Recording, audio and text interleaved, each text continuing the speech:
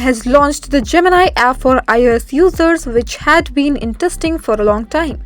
With this app, iPhone users can generate AI powered images and complete tasks on apps like Gmail and YouTube. The app is based on large language models like Gemini 1.5 and is available for free on the App Store. A key feature of the app is Gemini Live, introduced during the Google I/O event in August. This feature allows users to engage in voice chat with an AI chatbot and offers a choice of 10 different voices, each with unique tones, pitches, and accents.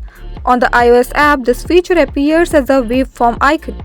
Additionally, the app can generate images using generative AI and can also summarize PDF documents.